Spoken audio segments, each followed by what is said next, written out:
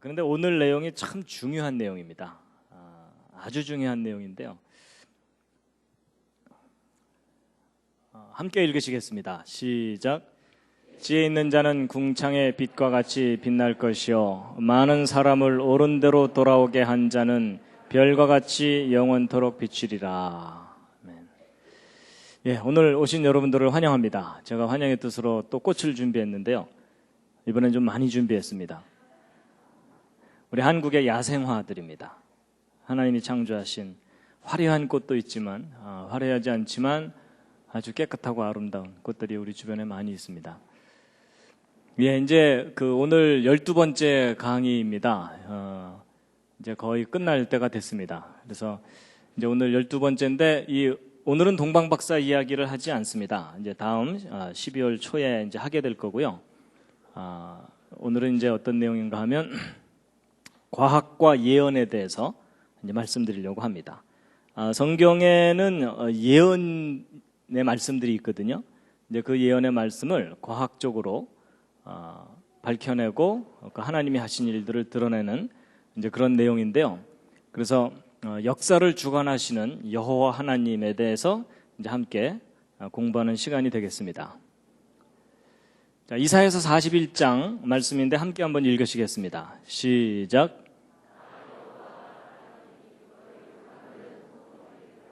야곱의 왕이 말하노니 너희는 확실한 증거를 보이라. 여러분, 전 세계에는 다양한 종교가 있고요. 그 중에 이제 기독교가 한 3분의 1인데 사실 이것은 이제 캐톨릭하고 그 밖에 뭐 1.5단, 2단 다 합친 겁니다. 그래서 이제 정말 천국에서 함께 만나게 될 사람들은 전 세계 인구 중에 그리 많지 않습니다. 이제 오늘 아주 근본적이고 중요한 두 가지 질문에 대해서 함께 이제 생각해 볼 텐데요. 첫 번째 질문은 왜 여호와 하나님만이 유일한 신이신가 하는 겁니다. 이미 오늘 여기 오신 분들은 그렇게 믿고 계실 겁니다. 그렇죠? 그런데 이제 내가 그렇게 믿고 있지만 당신이 믿는 근거가 뭐냐 이렇게 물어보면 대답하기가 쉽지가 않습니다. 그렇죠? 예. 여러분, 기독교가 독선적인 종교라는 얘기를 많이 듣습니다. 그렇죠? 여러분, 캐톨릭도 어느 정도 막 포용력이 있어가지고 기독교가 아닌 다른 종교들 또는 토착 종교들을 포용하면서 이제 많이 교세를 확장하고 있고요. 뭐 불교도 뭐 다른 종교와 대화를 하자 이러면서 문을 열고 있거든요. 근데 유독 개신교, 이 기독교만은 우리만이 진리다, 예수만이 진리다 이러면서 고집을 피우고 있습니다. 그래서 이 개신교는 독선적인 종교다 이런 비판을 많이 받게 되거든요. 그렇죠? 근데 그런 비판을 받게 되면 별로 기분은 안 좋으시죠? 그러면서도 그냥 우린 끝까지 우겨야 돼 이러면서 버티고 있는 거잖아요. 왜 여호와 하나님만이 유일한 신이신가 하는 질문은요, 별로 교회에 다니는 분들이 많이 안 합니다. 잘 해결도 안 될 뿐만 아니라 괜히 저런 질문을 자꾸 했다가 믿음을 잃어버릴까 봐. 그렇죠? 제가 무슨 생각을 했었냐면요, 이제 어렸을 때는 뭐 어른들이 가르치니까는 그냥 이 성경이 진리인가 보다 이렇게 믿었는데 이제 대학을 들어가고 이러다 보면은 다양한 세계관을 가진 사람들을 만나게 되거든요. 그러다 보면은 내가 믿고 있는 바에 대한 혼란이 생깁니다. 내가 과연 믿는 게 정말 옳은 건가 하는 그런 혼란이 생기는데, 그래서 제가 무슨 생각을 해봤냐면, 내가 교회가 많은 나라에서 그것도 목사들로 태어나는 바람에 성경이 진리라고 믿고 있고 예수 그리스도를 그리고 또 여호와 하나님을 나의 유일한 구주요 또 신이라고 믿고 있는 게 아닌가 이런 생각이 드는 겁니다. 바꿔 얘기하면 제가 만약에 이슬람 문화권에서 태어나서 거기서 교육을 받고 자랐다면 이 정도 열심히라면 제가 지금쯤 뭐가 됐을 것 같습니까? 자살폭탄 테러단 팀장 정도는 했을 겁니다. 그렇죠? 제가 만약에 불교 국가에서 태어나서 거기서 교육을 잘 받았다면 제가 불교 대학 교수 뭐 이런 거 했을지도 모르잖아요. 근데 내가 교회가 많은 나라에서 태어나는 바람에 이제 성경이 진리인 줄 알고 믿고 있는 게 아닌가. 무슨 얘기냐면 종교라는 것은 환경에 의해서 결정되는 거지 무슨 절대적인 종교가 어디 있겠는가 이런 생각을 해볼 수 있다는 겁니다. 혹시 그런 생각 해보신 분 계십니까? 예, 그런 분들이 있으시거든요. 바로 이제 그런 거예요. 여러분들도 사실 여기 계시지만 객관적으로 냉정하게 생각해보면 여러분이 만약에 이슬람권에서 태어났다면 거기서도 예수를 믿을 가능성은 거의 없습니다. 맞죠? 그러면 환경에 의해서 종교가 결정되는 거라면 절대적인 종교가 어디 있겠느냐 이런 겁니다. 그런 의심 별로 안 해보셨죠? 괜히 제가 오늘 의심하게 해드리고 있나요? 그 다음에 그러면 이제 어쨌든 뭐 유일한 신이 한 분 있다고 치자고요. 근데 이제 문제는 왜 그 나사렛 예수 2000년 전에 그 나사렛 지방의 목수의 아들로 태어난 그 예수가 유일한 메시아 구원자인가 하는 거예요. 여러분 세상에는 자기가 메시아라고 주장하는 사람들이 꽤 많잖아요. 그렇죠? 문선명 씨도 그렇고 뭐 다 그렇잖아요. 내가 메시아다 이러면 그 옆에 있는 사람이 난 널 보낸 적이 없다 뭐 이러면서. 근데 역사상 그 수많은 인물 중에 왜 예수 그리스도가 유일한 메시아냐 하는 겁니다. 거기에 대해서 혹시 정답을 알고 계십니까? 이제 바로 오늘 그것에 대한 정답을 함께 이제 찾아보려고 하는데요. 여호와 하나님이 유일한 신이라는 객관적인 증거가 뭐냐라는 질문을 받았을 때 그때 대답할 수 있는 답이 있습니다. 바로 이제 오늘 읽은 이사야서 41장 말씀인데요. 다시 한번 읽어보시겠습니다. 시작. 너희 우상들은 소송을 일으키라. 야곱의 왕이 말하노니 너희는 확실한 증거를 보이라. 나 여호와가 말한다. 여러분 여호와라는 그 이름은 하나님의 고유한 이름입니다. 그렇죠? 그래서 야훼 하나님 또는 여호와 하나님 이렇게 하죠. 하나님의 고유한 이름에 대한 원래 발음은 사람들이 잃어버렸어요. 하도 오랫동안 발음을 안 했기 때문에. 근데 지금은 이제 우리가 여호와라고 이렇게 일단 그렇게 부르고 있을 뿐입니다. 그런데 그 여호와 하나님의 그 여호와라는 말의 가장 근본적인 뜻이 무엇이라고 보고 있냐면 모든 존재의 근원이다. 바꿔 얘기하면 창조자입니다. 그러니까 나 여호와가 말하노라 이것을 다른 말로 바꾸면 나 창조자가 말한다 이겁니다. 그리고 너희 우상들은 소송을 일으키라 이렇게 돼 있는데 여러분 그 소송은 다른 말로 하면 재판입니다. 그렇죠? 우상들아 다 나와라 나와 재판을 해보자. 그 다음에 야곱의 왕이 말하노니 이렇게 돼 있는데 왜 하나님께서 하나님 자신을 야곱의 왕이라고 표현을 하시냐면 야곱은 이스라엘 사람들의 뿌리가 되는 조상입니다. 그렇죠? 직접적인 조상이거든요. 그래서 야곱의 왕이라는 말은 무슨 말이냐면 이스라엘이라는 민족을 통해서 그 존재를 증거하시고 드러내는 하나님이시다 그런 뜻입니다. 그래서 그 하나님이 말한다 너희는 확실한 증거를 보이라 이렇게 돼 있는데 여러분 하나님께서 우상들에게 재판을 해보자고 말하는 겁니다. 근데 여러분 재판에서 이기려면 뭐가 필요합니까? 증거요. 그렇죠? 여러분 재판정에서 울면 되나요? 아닙니다. 심하게 울면 법정 소란죄가 추가됩니다. 그래서 여러분 재판에서 이기려면 결정적인 증거가 필요합니다. 그렇죠? 근데 여러분 이 말씀을 잘 들여다보면은 하나님께서는 확실한 증거가 있다는 겁니까? 없다는 겁니까? 일단 있다는 겁니다. 근데 그 증거가 무엇인지를 우리가 좀 알아야 되겠죠? 누가 진짜 신인지에 대한 증거를 내가 갖고 있다 이렇게 말씀하시니까요. 뭐일 것 같습니까?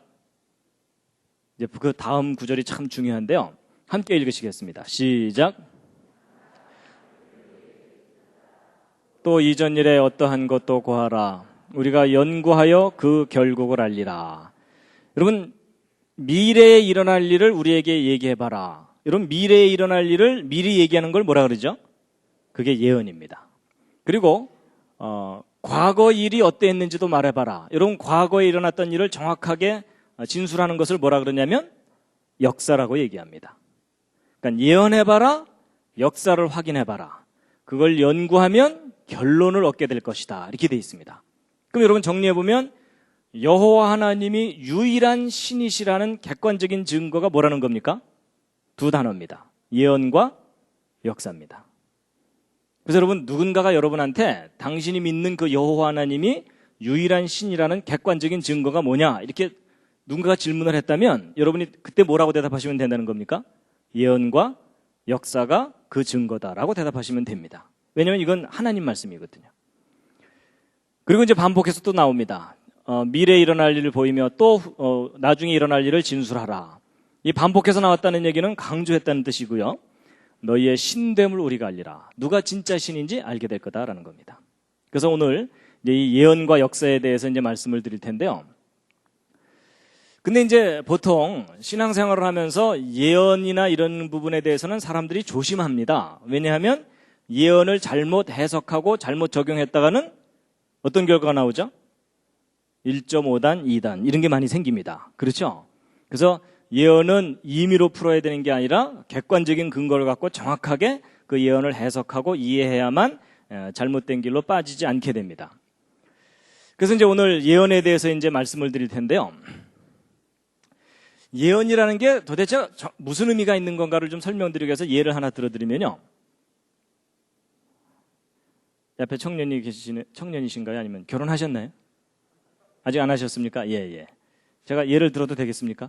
예. 아직 안 하셨죠, 결혼요? 예. 여러분, 제가 이제 오늘 이제 지난 12주 동안에 이제 강의를 일단락 짓는 날이기 때문에 이제 기념으로 제가 예언을 하나 해도 되겠습니까? 아니, 뭐 예언이라는 것이 미래에 일어날 일을 미리 얘기하는 거니까, 예. 괜찮겠습니까? 예. 그럼 제가 이제 예언을 하나 하겠습니다. 저 형제한테요. 형제님, 언젠간 결혼하실 겁니다. 예언 끝. 아니, 어쨌든 미래에 일어날 일을 얘기한 거잖아요. 그렇죠? 하여튼 제가 이렇게 예언을 했어요. 근데 이제 나중에 저 형제가 결혼을 하게 됐어요. 결혼하는 날 너무 기뻐하면서 그때 그 예언이 맞았어요. 이러면서 저를 한번 찾아올까요? 안 찾아올까요? 그렇게 막연한 예언이 맞는 것을 기뻐하면서 찾아올 일은 없죠. 그렇죠? 예. 그래서 이제 안 찾아올 거예요. 근데 제가 만약에 이제 저 형제에게 예언을 하기를 2000 몇 년 몇 월 며칠. 여러분 보통 결혼 날짜 맞추는 거 쉽습니까? 어렵습니까? 어렵죠. 그렇죠? 장소는 백악관 잔디바답. 일단 기분 좋아지시죠? 주례는 조지 W. 부시. 별로 안 좋아하시나요? 어쨌든 그리고서 그날 뭐 기도는 뭐 영국 수상이 하고 뭐 이런 식으로 제가 말도 안 되는 각국 중요한 그 정상들을 그 결혼식에 다 참석시키는데 한 10명을 제가 이름을 정확하게 거론을 했다고 치자고요. 그런 일이 일어나겠습니까? 일단 안 일어나겠죠? 그래서 이제 저 형제가 이제 그다음부터는 제 말을 주의 깊게 안 듣는 거예요. 그리고 이제 그날 결혼식 하는 날 아프리카 어느 나라에서 제3차 세계대전이 벌어질 거다. 뭐 이런 얘기를 했어요. 전혀 안 믿겠죠? 그래서 황당한 예언 다 있다. 그래서 지나갔어요. 지나갔는데 정말 저 형제가 결혼하게 된 그날이 제가 예언한 그날이고 그날 주례 조지 W. 부시가 와서 주례하고 제가 말한 그 모든 게 정확하게 다 이루어진다. 그 정도 되면 이제 저 형제가 저를 한번 찾아오겠습니까? 안 찾아오겠습니까? 그 정도 되면 한 번은 찾아오겠죠. 그렇죠? 그럼 그때부터 제가 뭘 할 수 있겠습니까? 교주를 할 수가 있습니다. 여러분 얼마나 많은 정치가들이 일단 돈을 싸들고 저한테 오겠습니까? 그렇죠? 여러분 이게 무슨 얘기냐면 막연한 예언이 막연하게 맞는 건 의미가 없어요. 근데 그 예언이 구체적일수록 그리고 그 예언의 스케일이 크면 클수록 그 예언이 정확하게 이루어진다는 것은 거의 불가능한 일인데 정말 그 예언이 이루어질 수 있게 하려면 능력이 있어야 돼요. 맞죠? 여러분 제가 아까 그 말한 그 예언이 다 이루어지게 하려면 제가 막 전 세계에 있는 모든 정치가들을 다 주무를 수 있을 정도의 능력이 있어야 되고 또 여러분 세계대전이 일어나게 하려면 그 정도 능력 갖고는 안 되고 전 세계를 좌우할 수 있을 정도의 막강한 능력이 있어야 되거든요. 그런데 바로 하나님께서 그 얘기를 하시는 겁니다. 너희들에게 그런 능력이 있으면 그 증거를 갖고 와봐라. 그럼 너희가 진짜 신인 줄을 내가 인정하겠는데 너희는 그러지 못하는데 나는 그 일을 한다 라고 말씀하시는 겁니다. 그러니까 여러분 여호와 하나님이 유일한 신이라는 객관적인 증거는 예언과 역사입니다. 그래서 여러분 예를 들어 하나님께서 어떤 예언자를 통해서 미래에 이러이러한 종류의 사건들이 정확하게 이때 일어날 거다라고 예언을 하셨어요. 근데 이제 역사가 흘러가면서 이제 사건이 뻥뻥 터질 때마다 사람들은 막 긴장을 하면서 정신없이 지나가요. 근데 지나고 난 다음에 역사를 싹 정리해 놓고 예언도 싹 정리해 놓고 난 다음에 그 둘을 쫙 비교해 봤더니 정확하게 맞더라. 그럼 결론이 뭡니까? 오 마이 갓. 이렇게 된다는 겁니다. 이해가 되시죠? 예, 바로 이제 오늘 이 얘기를 이제 할 건데요. 근데 여러분 성경에 기록되어 있는 예언이 역사 속에서 정확하게 맞았는지를 확인을 하려면 가장 기본적인 연구가 뭐냐면 연대기 연구라는 겁니다. 좀 골치 아프지만 이 연대기 연구라는 게 뭐냐면 역사 속의 어떤 사건들에 대한 정확한 연대를 밝혀내는 일입니다. 그게 정확하게 돼 있어야만 예언이 제대로 맞았는지 확인할 수가 있거든요. 근데 이게 결코 쉬운 일이 아닙니다. 그렇지만 이제 이걸 정확하게 해야 되는데 특히 이제 성경 연대기 연구가 왜 중요하냐면 여호와 하나님께서 역사를 주관하신다는 객관적인 증거가 확인이 됩니다. 그리고 특히 예수 그리스도가 메시아라는 것에 대한 객관적인 증거가 확인이 됩니다. 그래서 여러분 여기 있는 이 표는요, 대충 그린 표가 아니고 성경 속의 사건을 아주 정확하게 과학적으로 검증을 해서 작성한 표입니다. 성경 역사를. 그리고 이제 특히 그 사울, 다윗, 솔로몬 이후의 그 분열왕국 시대의 연대도 이렇게 다 정리를 한 건데요. 여러분 보통 그 성경 읽다가 그 열왕기서나 이런 거 읽다가 남유다왕 몇 년에 북이스라엘왕 몇 년 뭐 이런 식으로 막 나오면은 거의 성경 덮어버리고 싶으시죠, 그렇죠? 그래서 여러분 이런 표 옆에다가 딱 놓고서 성경을 읽으면 성경이 훨씬 머릿속에 잘 그려집니다. 나중에 기회가 되면 잘 만들어진 거 보내드리겠습니다. 그래서 여러분 이 연대기 연구가 제대로 반듯하게 돼 있지 않으면 역사도 예언도 그냥 제멋대로 자기 엿장수 마음대로 해석을 하게 돼 있는데 연대기 연구가 반듯하게 제대로 돼 있으면 역사와 예언을 정확하게 해석하고 이해할 수가 있게 됩니다. 그만큼 이제 연대기 연구가 중요한데 그런데 여러분 연대기 연구가 제대로 안 돼 있으면요 그 예언이 막 이렇게 부정확하게 맞으면 사람들이 신뢰하지를 않게 됩니다. 그래서 이제 이 예언과 역사가 정확하게 이렇게 맞아야만 우리가 객관적으로 신뢰할 수 있는데 근데 이런 연대기 연구를 정확하게 하기 위해서 뭐가 필요하냐면 과학적인 연구가 필요합니다. 특히 천문학과 역법과 컴퓨터가 필요한데 여러분 시편 19편 1절에 함께 읽으시겠습니다. 시작. 하늘이 하나님의 영광을 선포하고 궁창이 그 손으로 하신 일을 나타내는도다. 여러분 하늘이 하나님이 하신 일을 나타낸다고 돼 있죠? 그럼 우리는 보통 이제 하늘에 있는 별들이 하나님께서 창조하신 걸 나타내는 건가 보다 이렇게 보통 그렇게 생각하잖아요. 근데 아닙니다. 이제 오늘 이야기를 들어보시면 알지만 여러분 하나님께서 해와 달과 별들을 만드신 이유가 뭐냐면 하나님께서 역사를 섭리하신다는 증거로 삼기 위해서 만드신 겁니다. 그래서 여러분 창세기 1장 14절을 보면 하나님께서 넷째 날 창조 넷째 날 해와 달과 별들을 만드시면서 그 만드신 첫 번째 목적으로 징조 이렇게 말씀하셨거든요. 그래서 하나님께서 역사 속에서 어떤 특별한 사건을 일으키실 때 하늘에 징조를 두셔가지고 사람들로 하여금 미리 알게 하거나 하나님이 하신 일이라는 것을 알게 하셨습니다. 그게 이제 해와 달과 별들을 만드신 첫 번째 목적입니다. 그래서요 예레미야서 31장을 보면은 조금 이해하기 좀 어렵지만 중요한 말씀이 나오는데요. 함께 한번 읽으시겠습니다. 시작. 나 여호와는 해를 낮의 빛으로 주었고 달과 별들을 밤의 빛으로 규정하였고 바다를 격동시켜 그 파도로 소리치게 하나니 내 이름은 만군의 여호와니라 내가 말하노라. 이 규정이 내 앞에서 패할진대 이스라엘 자손도 내 앞에서 패함을 입어 영영이 나라가 되지 못하리라. 자, 여러분 이 말씀이 무슨 뜻이냐면요. 여러분 이스라엘 자손을 내 앞에서 패한다 이렇게 되어 있는데 여러분 아까 언뜻 말씀드린 대로 이스라엘이라는 민족은 왜 하나님께서 이스라엘 민족을 택하셨냐면 이스라엘 민족을 통해서 하나님이 존재하신다는 것을 증거로 삼기 위해서 택하셨거든요. 그럼 이스라엘을 없앤다는 얘기는 하나님이 존재하신다는 증거를 없앤다는 뜻입니다. 그런데 그게 마치 뭐하고 똑같으냐면 이 해와 달과 별들의 규정을 폐하는 것과 똑같다는 겁니다. 그러니까 거꾸로 이 해와 달과 별들의 규정을 폐하는 것은 이스라엘을 폐하는 것과 똑같다 그랬으니까 결국 하나님이 존재하신다는 증거라는 뜻입니다. 그러면 이제 이 해와 달과 별들이 하나님이 존재하신다는 증거와 무슨 관계가 있는 것인가 하는 건데 여러분 그 역사학자들이 나름대로 과거의 기록에 근거해서 역사를 정확하게 정리하려고 애를 써도 역사가 정확하게 정리되지 않는 경우들이 있습니다. 예를 들면 여러분 이스라엘 왕조 중에 이 녹색으로 된 연두색으로 된 요것이 남유다 왕조거든요. 근데 그 남유다 왕조에서 아마샤 왕과 우시야 왕이 공동으로 통치했던 기간이 있습니다. 근데 저게 역사 기록에는 안 나와 있고 단지 아마샤 왕이 통치했던 기간, 우시야 왕이 통치했던 기간만 역사 기록에 남아있는 경우가 있거든요. 그러면 역사학자들은 단 기록에만 의존하기 때문에 이 두 연대를 더해버립니다. 더하면 요만큼의 오차가 생기죠. 그렇죠? 근데 이제 기록이 정확하다고 믿기 때문에 저런 오차가 있는 줄을 모르고 그 이후 역사를 쭉 정리하게 되면은 그 이후 역사가 다 뒤틀리게 되죠. 근데 역사 속에 이런 일들이 간혹 있어요.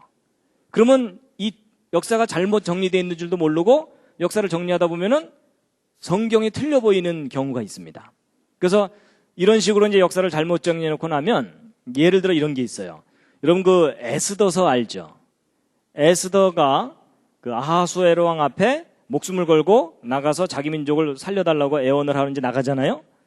근데 역사가 저렇게 잘못 정리되어 있는 줄도 모르고 그냥 기존의 역사 기록을 그대로 믿고서 연구하던 학자들이 이상한 걸 발견했어요. 저렇게 잘못 정리된 역사를 이렇게 들여다봤더니 에스더가 아하수아랑 앞에 나갔을 때의 나이가 환갑이 넘어요.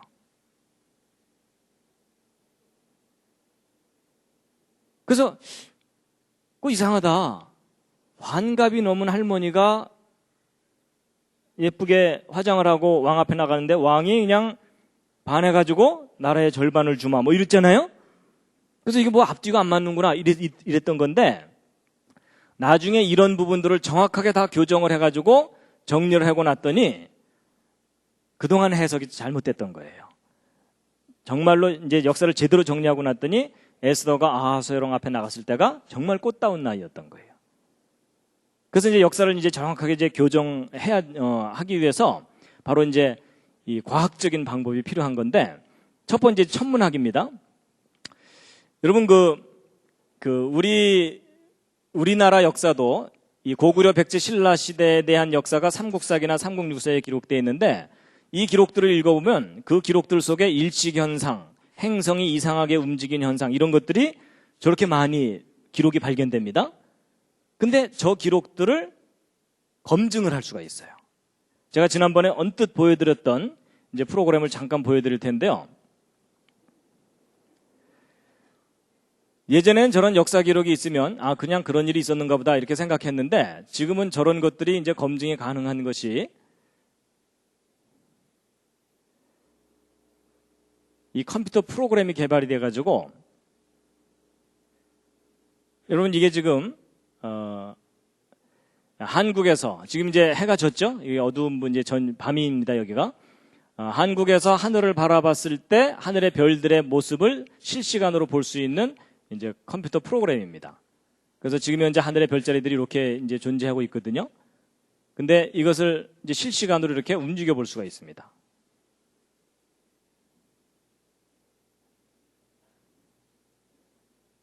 뭐 이걸 얼마든지 빠르게도 이렇게 움직일 수가 있고요. 그리고 이걸 이제 거꾸로 돌리면 어떻게 되겠습니까? 과거를 확인할 수가 있습니다. 근데 이 프로그램이 얼마나 정교하냐면 3000년 전의 일식 현상까지도 찾아냅니다. 그래가지고 그 실제 예를 보여드리면요.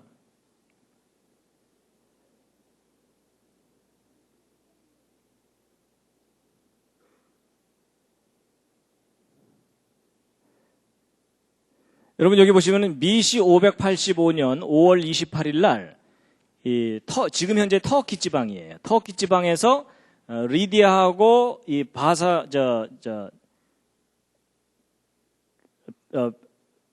메덴가 하여튼 그 두 나라가 전쟁을 하다가 오랫동안 전쟁을 하다가 어느 날 갑자기 전쟁을 멈췄어요. 멈춘 이유가 뭐냐면 전쟁하던 어느 날 저녁 무렵에 갑자기 태양이 빛을 잃고 일식이 일어나 버린 거예요. 그래갖고 이 사람들이 그냥 공포에 질려가지고 거기서부터 전쟁을 딱 멈춘 사건이 역사 속에 기록이 돼 있거든요. 근데 그 사건을 이 컴퓨터를 이용해서 찾아낸 겁니다. 그래서 이제 그걸 보여드릴 텐데요.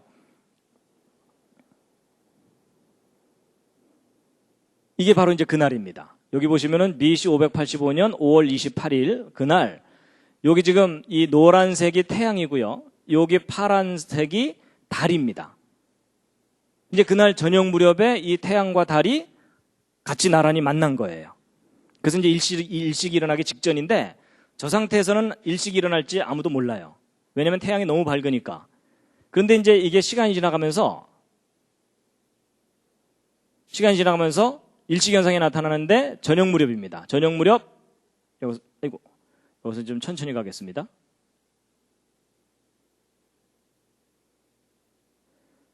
저녁 무렵에 보셨죠? 저게 BC 585년 5월 28일 날 있었던 그 역사의 기록에 있었던 그 일식 현상을 컴퓨터로 이용해서 검증한 겁니다.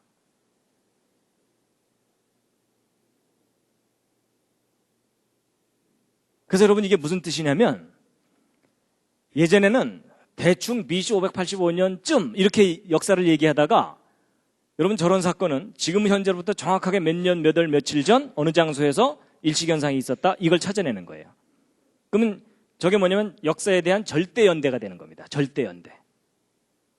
그래서 저건 움직이질 않아요. 그래서 역사 속에 어떤 절대연대가 되는 사건을 몇 개만 찾아내면 역사 전체가 일그러지지 않고 정리가 되게 돼 있어요. 그럼 나머지 사건들은 그 절대적인 점을 기준으로 해서 앞으로 몇 년, 뒤로 몇 년 이렇게 정리를 하면 역사 전체가 전체적으로 일그러지지 않고 정리가 되게 돼 있습니다. 근데 이게 컴퓨터가 개발되기 전까지는 불가능한 일이었어요. 왜냐하면 저거 하나 계산하려면 어떤 한 사람이 평생 계산해도 안 돼요. 숨 넘어가면서 아들한테 얘야 너도 뭐 이래야 돼요.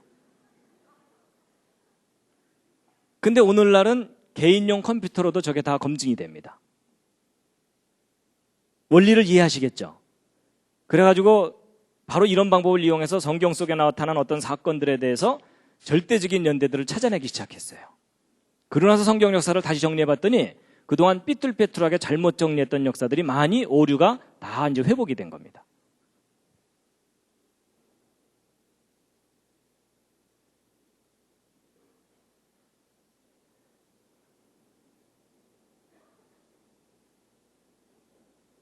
그래가지고 우리나라 역사에서도 무순왕 몇 년에 경주 지방에서 일식현상이 있었다. 이거 다 찾아냅니다. 이 컴퓨터 프로그램으로.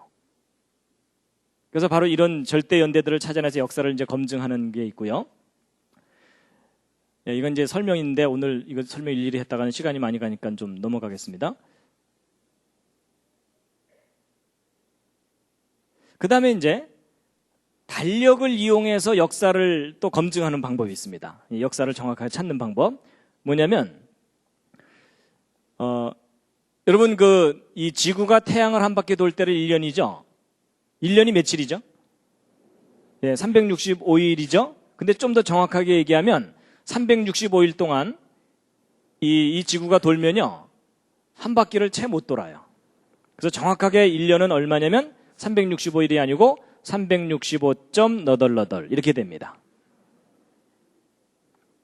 그 다음에 달이 지구를 한 바퀴 도는 것, 이게 30일이잖아요? 근데 30일 동안 돌면 한 바퀴보다 조금 더 돌아요. 그래서 정확한 한 달은 30일이 아니고 29.888 이렇게 됩니다. 그래서 여러분 저게 핀트가 안 맞는 바람에 뭐 양력, 음력 우리 얼마나 헷갈려요. 그렇죠? 근데 이제 여러분은 그냥 저기에 적응해서 골치 아프지만 살고 계시잖아요? 근데 저 부분을 차분하게 생각해 보면 이상한 점이 있어요. 뭐냐면 여러분 분명히 하나님께서 저 태양과 달과 지구를 만드신 게 분명하다면 저 궤도나 이 주기 같은 것도 하나님이 다 정해놓으신 거잖아요. 그렇죠? 근데 여러분 우리가 알기에 하나님은 정확한 분이라고 알고 있잖아요. 그럼 하나님께서 정확하게 365일로 딱 설계해서 만드실 수도 있죠. 근데 핀트가 안 맞은 거잖아요. 자, 그럼 여러분 대답해 보세요. 안 맞추신 걸까요? 못 맞추신 걸까요? 분위기상 안 맞추신 거라고 대답을 해야 될 것 같은 느낌이 드시죠? 혹시 못 맞추셨을까요? 잘 안 맞네 뭐 이러시면서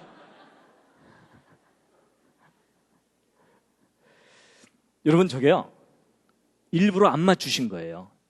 저도 왜 저렇게 안 맞추셨는지 몰랐는데 설명을 듣고 나서 제가 무릎을 치면서 감탄을 했어요. 여러분 저렇게 핀트를 어긋나게 해놓으신 게 우리 사람들로 하여금 역사를 잃어버리지 않게 하기 위해서 일부러 저렇게 하신 거예요. 역사를 보존하시기 위해서. 무슨 말이냐면 여러분, 하나님께서 이렇게 너덜너덜하게 하지 않으시고 정확한 것을 자랑하시기 위해서 예를 들어 1년 360일, 한 달 30일 이렇게 딱딱 맞아떨어지게 하잖아요. 그럼 어떤 일이 벌어지냐면 예를 들어 1980년 5월 18일 날 미국에서 세인트 헬렌섬 화산 폭발했다는 얘기를 제가 지난번에 언뜻 그랜드 캐년 얘기할 때 했었죠. 그랬을 때 여러분, 어떤 사건을 양력으로도 표기하고 음력으로도 표기할 수가 있잖아요. 근데 하나님께서 이렇게 딱딱 맞아떨어지게 해놓으시면은 연도가 바뀌어도 양력과 음력의 조합이 변하지가 않아요. 그렇죠? 그럼 지금이야 몇십 년 전 일이니까 기억을 하겠지만 1000년, 2000년 지난 후에 역사 기록을 봤더니 이 연도가 지워져 있는 거예요. 이 뒤에 기록만 남아있고, 그럼 여러분, 이 뒤에 있는 요 기록만 가지고서 이 사건이 언제 몇 년도에 일어났는지 알아낼 수가 있어요, 없어요? 알아낼 수가 없어요. 그렇죠? 그런데 하나님께서 절묘하게 이렇게 너덜너덜하게 해놓으시는 바람에 연도가 바뀔 때마다 양력과 음력의 조합이 달라져요. 그렇죠? 근데 이런 조합을 가진 연도는 몇 년도밖에 없겠어요? 1980년밖에 없는 거예요. 이해가 가세요? 그래서 여러분, 역사 속에 어떤 사건에 대해서 두 가지 종류의 달력으로 표기가 돼 있잖아요. 그럼 그 사건은 꼼짝 말아야 해요.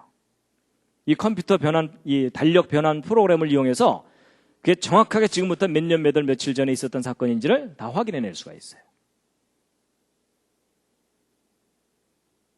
뭐 이해가 안 되셔도 할 수 없습니다. 진도 나가야 됩니다. 그래서 여러분, 바로 하나님께서 정확하게 우리가 역사를 잃어버리지 않게 하기 위해서 일부러 저렇게 해놓으신 거예요. 그래가지고 예를 들면 여러분, 그 바벨론의 느부갓네살 왕이 그 남유다를 멸망시키고 그 예루살렘을 파괴시키고서 포로로 잡아간 사건이 있거든요. 근데 이게 이제 보통 그 성경 이제 해설해 놓은 책에는 이것이 BC 586년, 7년 이렇게 표기가 돼 있거든요. 그렇게 이제 해설이 돼 있어요. 근데 조금 전에 말씀드린 그런 과학적인 방법으로 이때를 정확하게 추적해 보았더니 BC 588년인 거예요. 그래가지고 그 예루살렘이 함락되던 날에 대한 역사 기록 중에 몇 가지 기록이 있는데 그게 뭐냐면은 그날이 안식일이었다는 거예요. 안식일 날 망했다는 거예요. 그리고 안식년 다음 해에 망했다는 거예요. 그리고 여호야립 반열 제사장이 직무를 수행할 때 망했다 이렇게 돼 있는데, 여러분, 그 다윗 왕이 죽기 직전에 솔로몬에게 정권을 넘겨주기 직전에 제사장 제도를 정비를 합니다. 그래서 24팀을 만들어요. 그래서 한 팀이 한 주씩 봉사하도록 만들거든요. 그래서 그게 그때부터 계속 진행돼 왔는데 예루살렘이 망하는 그날 여호야립 반열 제사장이 직무를 수행하던 날이었어요. 그 다음에 여호수아가 가나안 땅에 들어간 지 17번째 희년이 되는 날 망했다. 이런 역사 기록이 있거든요. 그럼 이 조건에 맞는 때를 찾아내면 되는 거예요. 그래가지고 이제 이게 그 달력 변환 프로그램인데 요걸 이제 확대한 것이 이제 요 밑에 거니까 요걸 보시면요. 여러분, 지금 현재 여러분과 제가 쓰고 있는 달력은 그레고리안 달력이라 그래서 이제 그 양력 달력입니다. 근데 이제 이 달력이 있기 전에는 율리우스력이라 그래서 여러분 그 줄리어스 시저 아시죠? 줄리어스 시저가 이집트에 가서 봤더니 달력이 너무 좋거든요. 우리 이거 좀 갖다 쓰자 해가지고 자기가 가지고 가서 만든 달력이 줄리우스 달력입니다. 율리우스력. 근데 이걸 오랫동안 쓰다 보니까 또 핀트가 안 맞아가지고 그걸 개정한 달력이 그레고리안 달력이에요. 그리고 이제 이집트 달력이 또 두 가지 종류가 있고 올림픽 달력, 희년 달력, 안식년 달력, 제사장 달력 이렇게 있거든요. 그래갖고 이제 이건 달력 변환 프로그램인데 아까 말씀드렸던 요 네 가지 조건을 만족시키는 때를 정확하게 찾아봤더니 BC 588년 7월 31일이에요. 무더운 여름. 그래서 그날이 안식일이고요. 안식일이 원래 토요일인 거 아시죠? 그리고 안식년 다음 해고 마띠아 반열에서 여호야립 반열로 제사장 직무가 넘어가던 그날 망한 거예요. 그리고 이제 그날이 그 유대 기록에는 아부월 7일이었다 이렇게 돼 있어요. 그래서 아부월 7일이면서 이런 조건들을 만족시키는 때는 BC 588년밖에 없어요. 7월 31일. 그래서 다른 연도를 보면은 BC 586년이나 587년을 보면은 요일이 다 안 맞아요. 그래서 이런 식으로 성경 역사를 정확하게 찾아내는 겁니다. 과학적인 방법으로. 그래갖고 이제 바로 이런 표들 이제 다 정리해서 만든 건데요. 좀 이따 시험 보겠습니다. 오늘 내용이 이해하기가 조금 어려우신 분들은요, 나중에 이제 그 복습을 하시기 바랍니다. 인터넷에 그 동영상을 다시 보시면서요. 근데 오늘 내용이 정말 중요합니다. 여러분, 우리가 보통 하나님께서 역사를 섭리하신다 이렇게 고백은 하지만 그 구체적인 지식은 우리가 별로 없잖아요. 그렇죠? 근데 오늘 그 구체적인 지식을 이제 전해드리는 건데요.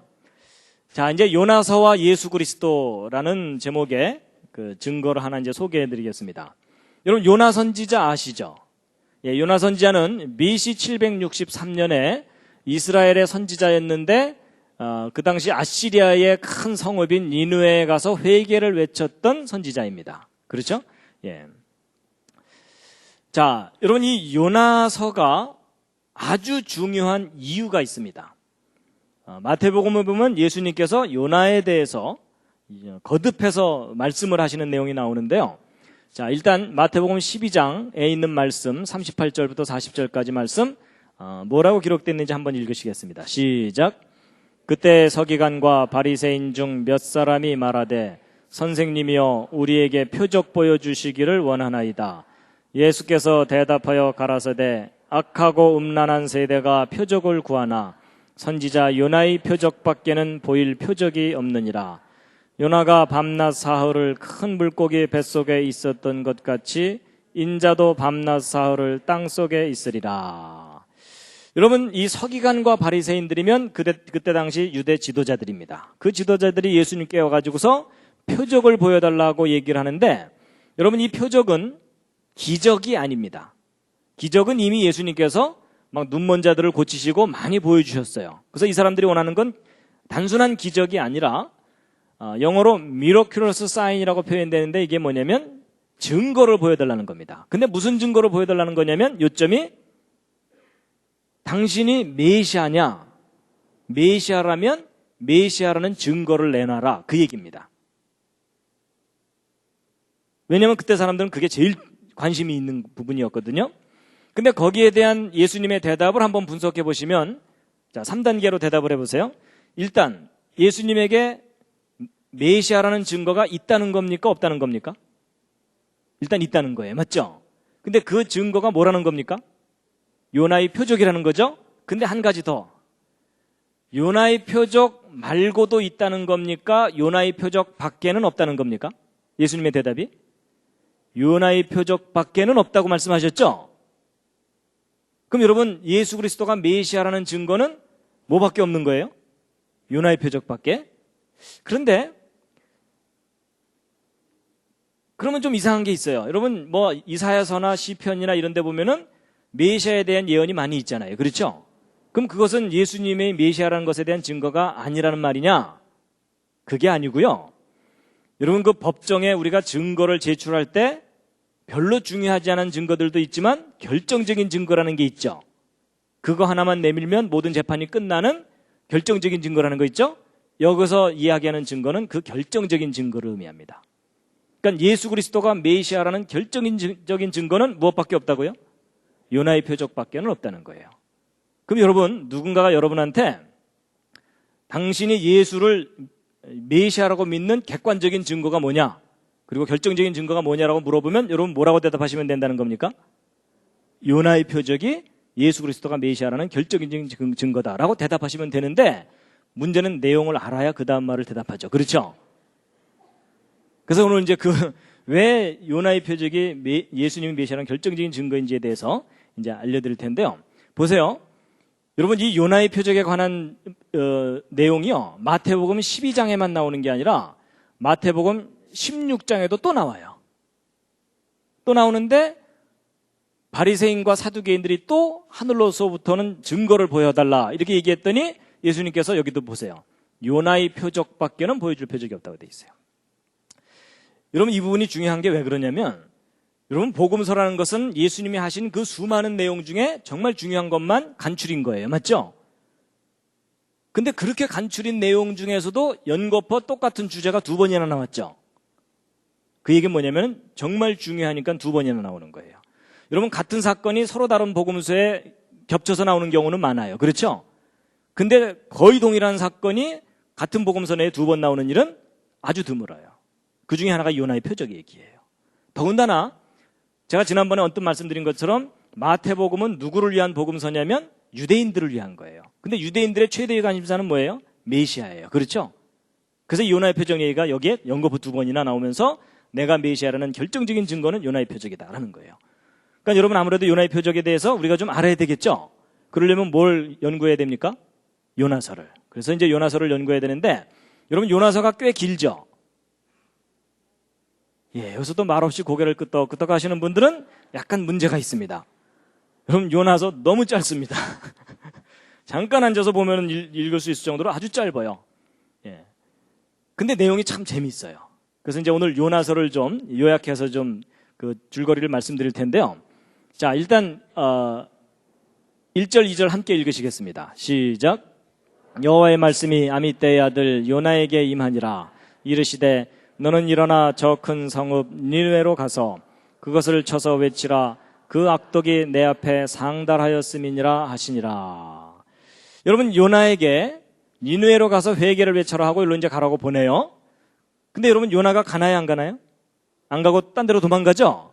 그래서 이제 요나가 이제 도망을 가는데 여기 보시면은 다시스로 도망가려고 욥바라는 곳으로 내려가서 배를 탄다 이렇게 나와 있어요.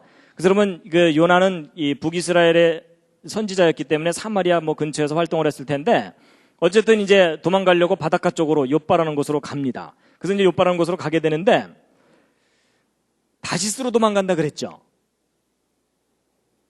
여러분 저는요 다시스가 어딘지 몰랐었거든요.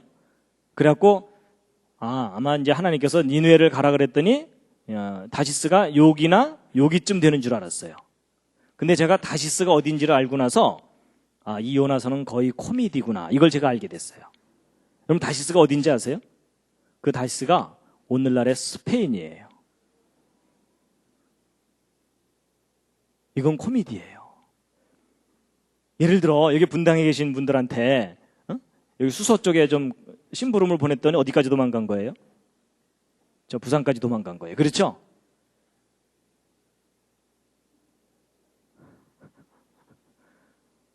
그러니까 여기 좀 다녀오라 그랬더니 여기까지 도망간 거예요. 경을 칠 놈이죠. 그렇죠? 그러니까 여러분 아주 웃기는 상황인 거예요, 저게. 그래서 보통 그 사람들이 그러잖아요. 요나가 하나님의 명령을 어기고 도망갔기 때문에 요나가 참 아주 나쁜 선지자인 것처럼 얘기하죠. 저도 사실 예전에는 그렇게 생각하다가 요나의 입장을 이해하고 났더니 제가 요나가 이해가 되더라고요. 왜냐하면 여러분 이때 당시에 정치적인 상황이 어떤 상황이었냐면 이스라엘이라는 나라가 이 아시리아라는 큰 제국에 의해서 상당히 괴롭힘을 당하고 땅까지 뺏기고 있던 상황이었어요. 그런 상황에서 요나 보고 자기 땅을 뺏어간 그 큰 제국의 큰 도시에 가서 회개를 외치라 그러니까 여러분 이스라엘 민족은 전통적으로 민족주의자들이거든요. 자기 민족 지금 구원시키기도 바쁜데 자기들 땅을 뺏어간 그곳에 가서 회개를 외치라 그러니까 가고 싶겠어요? 안 가고 싶겠어요? 안 가고 싶죠. 여러분 이 입장을 바꿔서 생각하면 이런 거예요. 일제시대 때 아버지는 지금 경찰서에 끌려가서 고문당하고 있는데 하나님께서 그 아들한테 짠하고 나타나셔갖고 동경에 가서 회개를 외쳐라 이러면은 여러분이라면 가시겠어요? 차라리 만주로 도망가고 말죠. 그렇죠? 여러분 그 상황이에요 사실은. 그래서 우리가 요나를 비난할 상황이 아닙니다. 그래갖고 이제 이게 가는데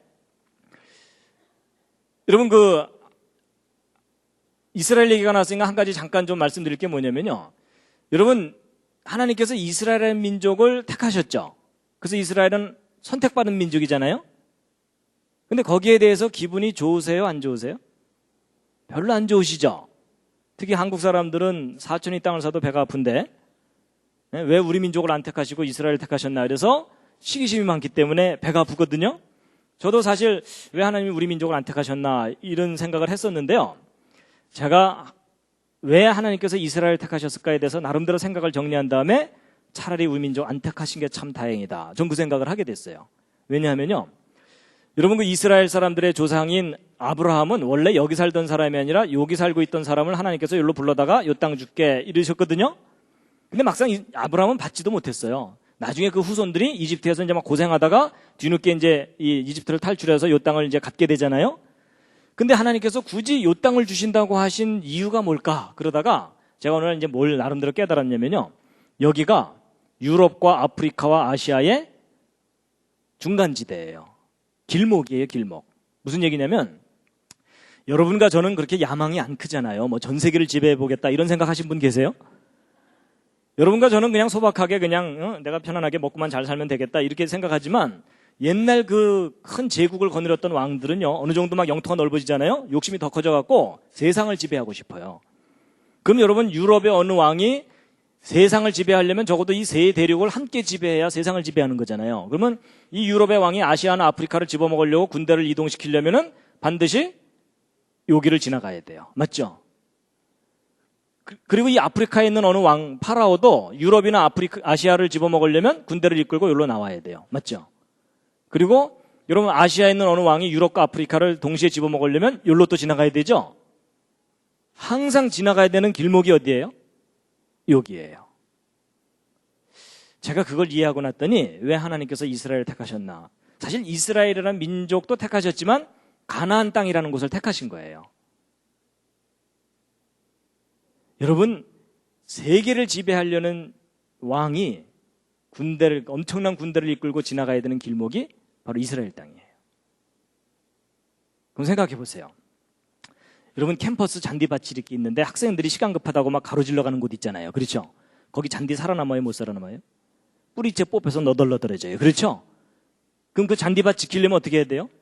꼬마 세워두면 되나요? 아치 지나가지 마세요. 이러면 되나요?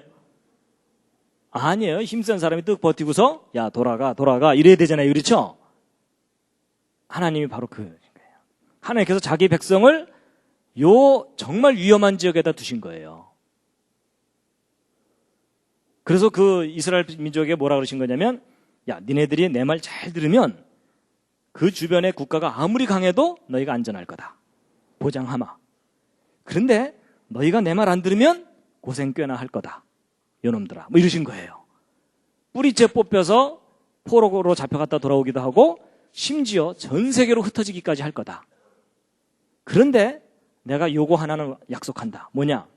마지막 때가 가까이 오면 이 민족이 전 세계로 흩어져 있을지라도 요 자리로 다시 돌아오게 할 거다. 그런데 너희들이 그렇게 되는 걸 사람들이 보게 되면 정말 지혜가 있고 깨달을 수 있는 사람이라면 이게 우연히 일어나는 일이 아닌 줄 알 거다. 전능한 누군가가 너희를 지키는 줄 알게 될 거다. 이해가 되시나요?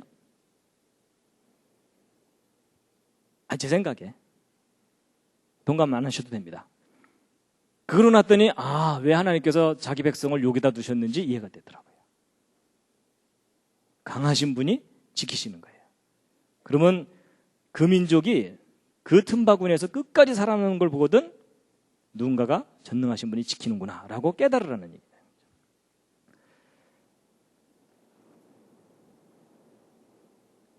근데 바로 이제 아시리아도 마찬가지예요. 아시리아도 나중에 이집트를 점령을 하거든요. 근데 여러분 이집트를 점령하려면 군대를 이끌고 일로 지나가야 돼요. 어떤 분이 일로 지나가야 된다 그랬더니 일로 돌아가면 되잖아요. 이러는데 여러분 여기는 완전히 사막인 거 아시죠? 일로 지나갈 수밖에 없어요. 근데 여러분 요 길목에 있는 조그만 민족 하나가 딱 하면서 통행세네 이러면은 얼마나 얄미워요. 그렇죠?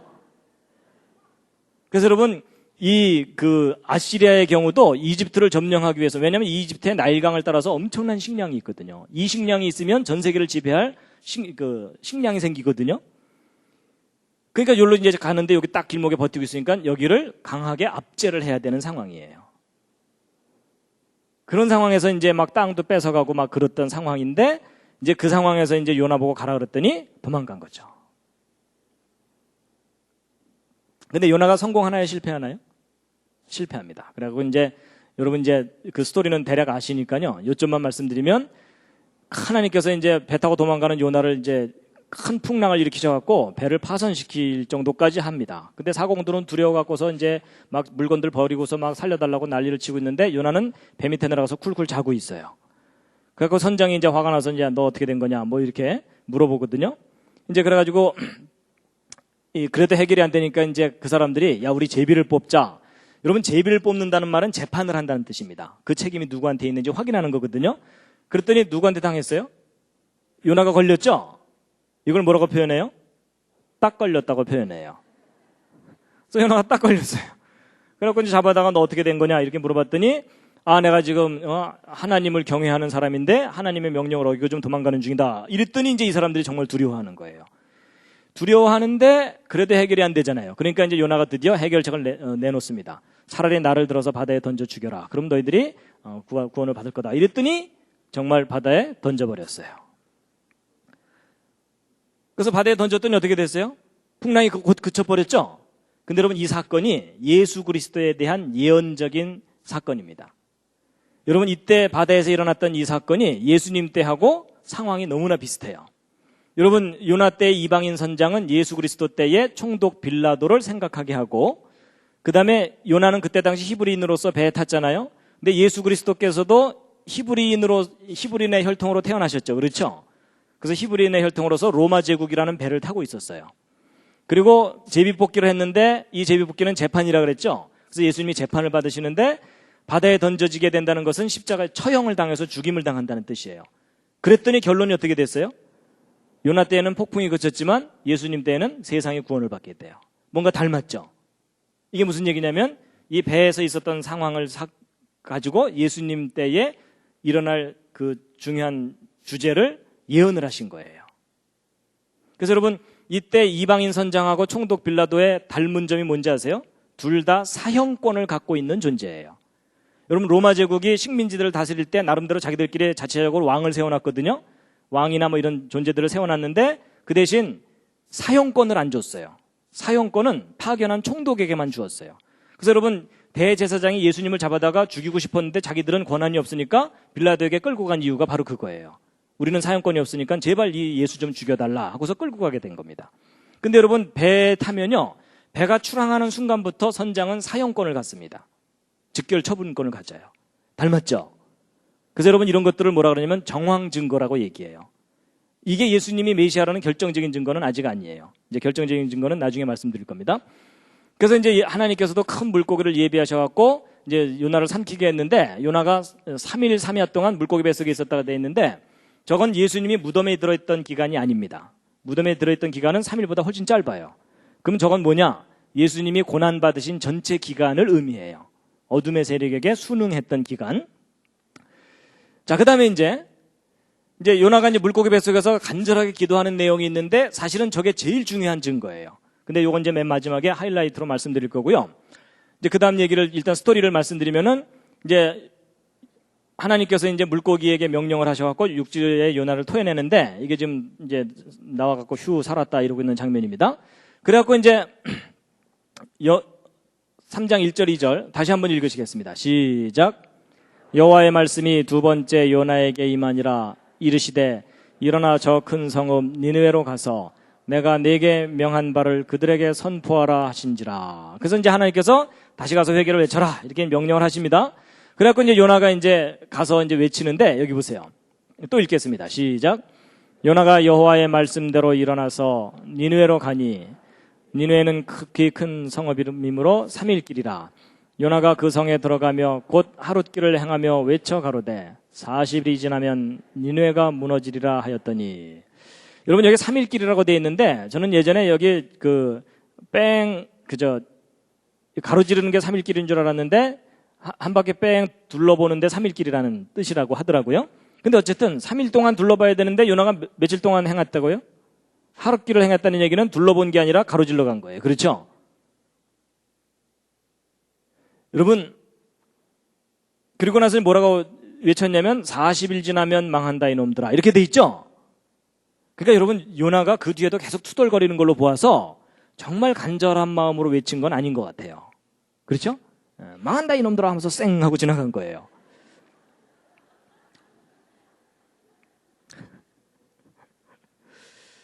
그런데 요나서의 두 번째 코미디가 나옵니다. 정말 니느웨 사람들이 회개해요, 안 해요? 회개를 해요. 그래갖고요, 니느웨 백성들이 막 금식을 선포하고, 그 다음에 왕까지도 조복을 벗고 굵은 벼를 입고 재에 앉은 다음에 또 뭐라 그래요? 그 다음 보면요, 먹지도 말 것이며 물도 마시지 말라는 얘기는 단식이에요, 단식. 그렇죠? 금식 정도가 아니라 단식이에요. 그리고 힘써 여호와께 부르짖을 것이다. 그래서 막 왕까지 나와서 그러거든요. 여러분 생각해 보세요. 일반 백성들이야 무지몽매하니까 그냥 겁에 질려서 뭐 살려달라고 할지 모르지만, 왕은 그래도 교육도 받았고 권력도 있는 사람인데 저렇게 회개를 한다는 것이 사실 이해가 안 가는 대목이에요. 근데 여러분, 정말 저런 일이 일어났다고 믿으세요? 일단 믿고 버티셔야 되죠?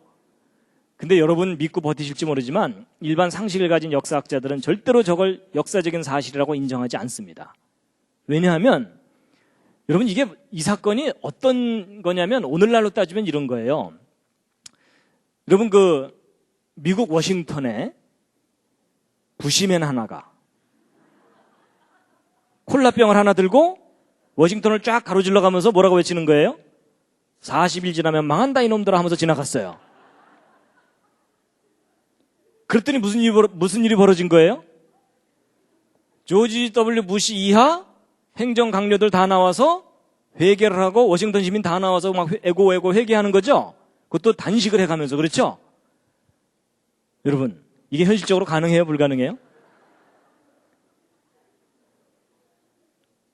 아니, 여러분이 정말 믿음이 좋으니까 저런 거 다 믿어주는 거지, 현실적으로 따지면 이게 말이 안 되는 얘기예요. 그렇죠?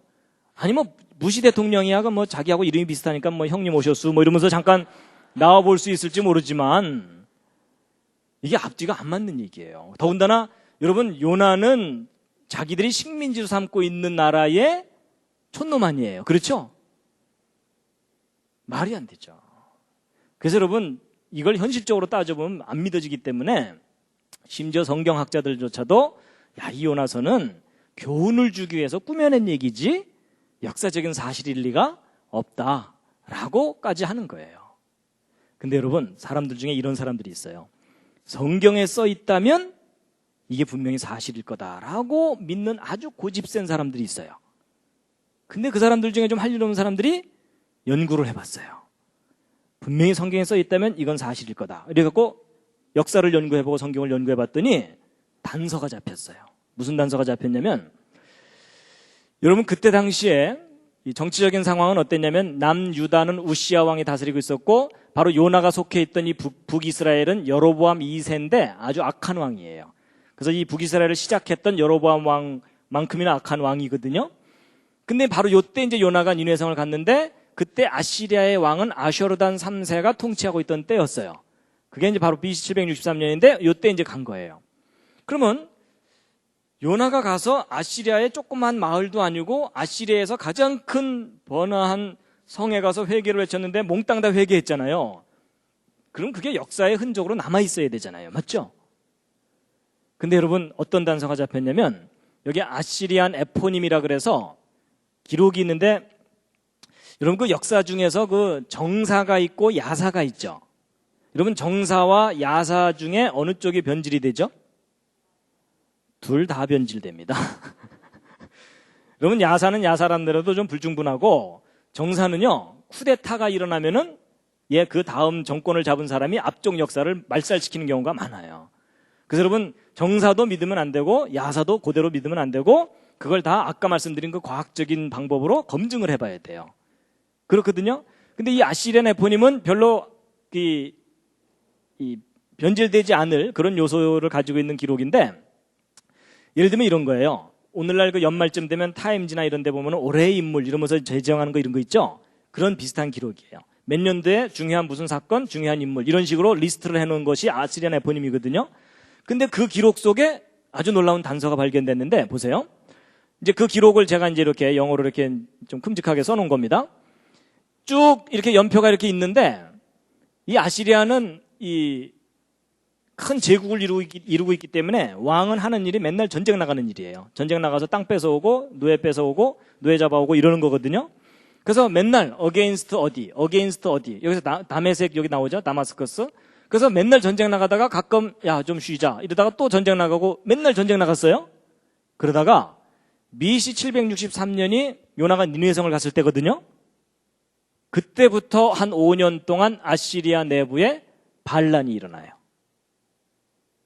요나가 니느웨 성을 갔을 때부터. 그러면 이때 무슨 사건이 분명히 있었던 거예요. 그렇죠? 그리고 그 이후에 다시 전쟁 나가긴 했는데 나갔다가 평화조약만 맺고 돌아오고 아이고 아무래도 힘들어 이러면서 계속 빌빌거려요. 아시리아가. 그렇다면 이때 무슨 일이 있었던 거잖아요. 그래서 야 그럼 BC 763년에 분명히 무슨 사건이 있었을 텐데 뭔가 단서가 있을 거다 하고 조사를 해봤더니 뭐가 확인됐냐면요. 일식현상이 있었다는 것이 확인이 됐어요. 일식현상이. 그때 요나가 니느웨 성을 갔을 때. 자, 여러분 니느웨 사람들이 나름대로 이제 잘 지내고 있었는데 이제 일식현상이 일어나는 거예요. 한 대낮에 보여드릴게요. 요나가 니느웨 성 갔을 때 그 일식을 이제 보여드릴 텐데요.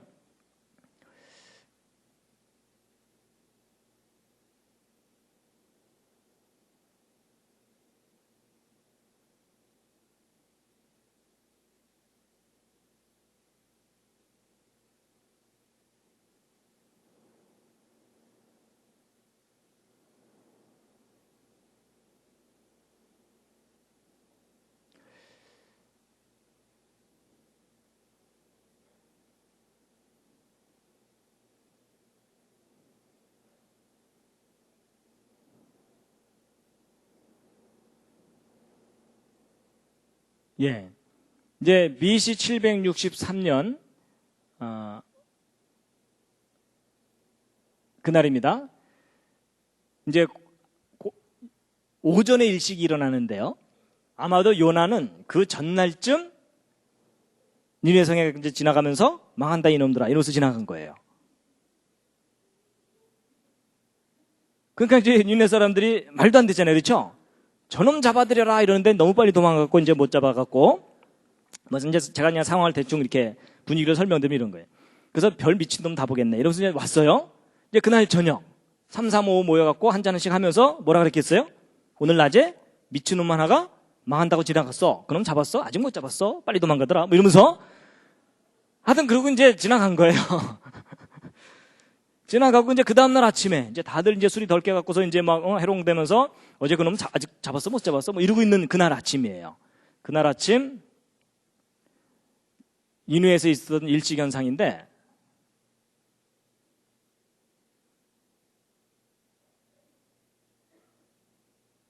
여덟 시 9시 쯤입니다. 예.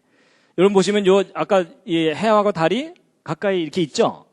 가까이 있는데 이제 요때부터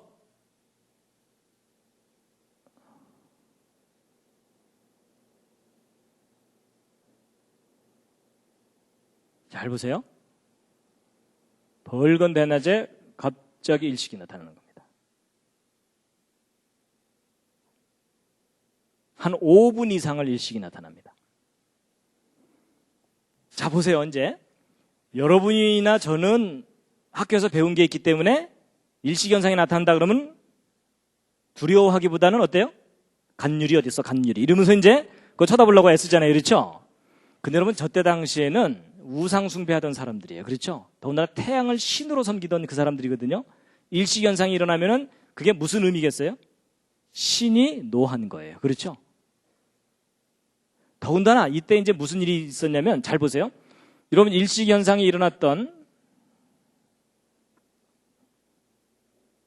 요 장면 잘 보세요. 여기 보시면 여기 태양 바로 옆에 주피터가 있거든요. 주피터가 태양계 9개 행성 중에 제일 큰 행성인데 밝아요. 근데 주피터가 뜻이 뭐죠? 그리스 로마 신화에 나오는 제우스예요. 신들의 왕이거든요. 그래서 저 행성은 크기도 제일 크기도 하지만 뜻도 왕을 상징하는 이름을 갖고 있기 때문에 저 목성은 예로부터 왕을 상징하는 별이에요.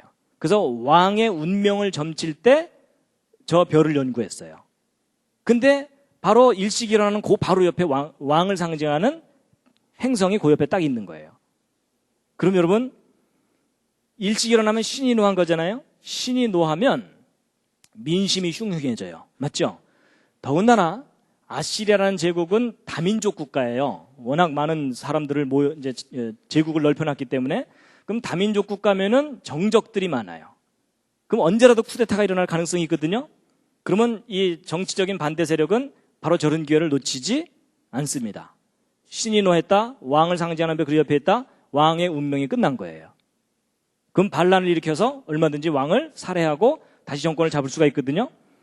그러면 근데 이제 문제가 뭐냐면 저게 그냥 일어난 게 아니라 바로 전날 어느 미친놈 하나가 뭐라고 하고 지나갔어요? 40일 지나면 망한다고 지나갔잖아요. 그렇죠? 그 말이 괜한 소리가 아닌 것처럼 들리는 거예요. 그렇죠? 상황이 이제 짐작이 가시죠?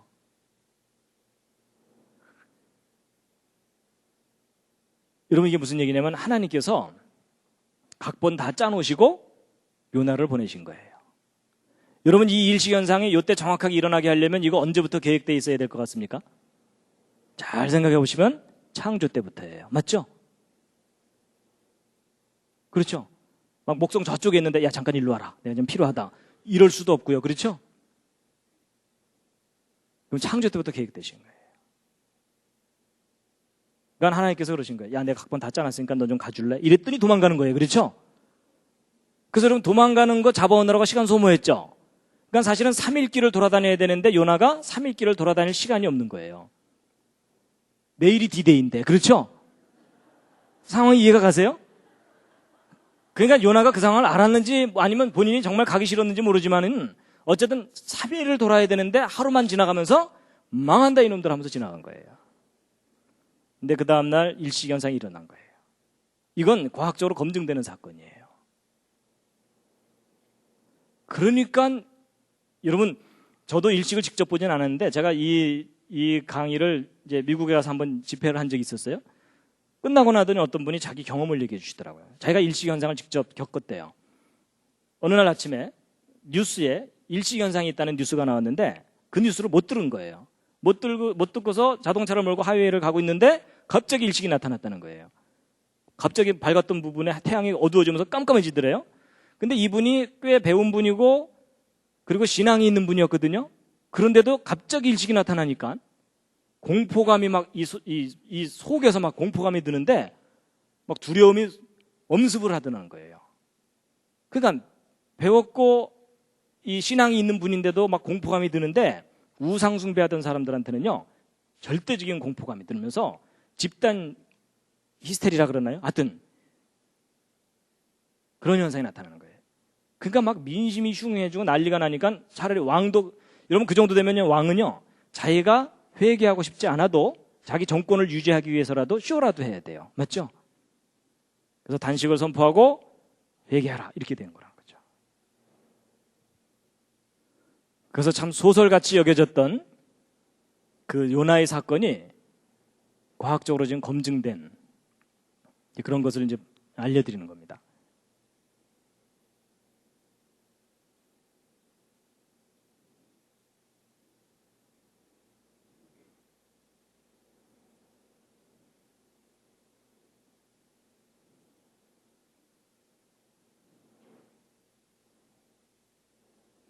그래서 아까 BC 585년에 있었던 그 리디아의 그 전투 있잖아요. 그게 갑자기 멈춘 것도 저때 당시 사람들한테는 일시현상이라는 것은 공포의 그 사건입니다. 근데 이제 이렇게 얘기하면 소설 잘 쓴다. 그래도 못 믿겠다. 이럴 수 있거든요. 근데 여러분 성경은요 이상하게 앞뒤가 맞아요. 이거 뒷받침해주는 성경 말씀이 있습니다. 뭐냐면 여러분 열왕기하 14장 25절에 함께 읽으시겠습니다. 시작. 이스라엘 하나님 여호와께서 그 종 가드헤벨 아미떼의 아들 선지자 요나로 하신 말씀과 같이 여로보암이 이스라엘 지경을 회복하되 하맛 어귀에서부터 아라바 바다까지 하였으니. 여러분 여로보암 왕이 이스라엘의 잃어버린 땅들을 다시 되찾았다는 거예요. 그럼 이제 여러분은 믿음이 좋으시니까 뭐 하나님이 도와주셔서 찾았는가 보다 이렇게 생각하실지 모르지만 여러분 이때 당시 상황을 보면은 절대로 여로보암이 땅을 되찾을 상황이 아니에요. 왜냐하면 여로보암 왕이 악한 왕이었거든요. 여러분 여기 보시면은 여로보암 왕이 악한 왕이에요. 선한 왕도 용기를 내야만 그 일을 할 수 있는데 악한 왕인데 그 땅을 되찾은 거예요. 여러분 이 여로보암 왕이 그 땅 되찾으려면 무엇을 결심해야 되냐면 자기 민족이 몽땅 몰살당할 걸 결심해야 돼요. 왜냐하면 여러분 이 큰 제국하고 싸워야지 그 땅을 뺏을 수 있잖아요. 그렇죠? 제정신이 아니고는 그 전쟁 못해요. 근데 여로보암 왕이 그 상황에서 뺏어왔잖아요. 그 얘기는 무슨 얘기냐면 요나가 니느웨성 갔을 때 그 사람들이 진짜 회개했기 때문에 아시리아 내부의 정치적인 상황이 어지러워진 거예요. 그러니까 이제 요나는 갔다 왔죠? 왕에게 보고했겠죠?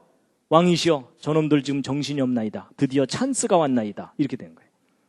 그래서 1년 동안 군대를 정비해서 그 잃어버린 땅들을 다 되찾아요. 그러니까 니느웨 사건이 안 일어났다면 그건 절대로 있을 수 있는 일이 아니에요.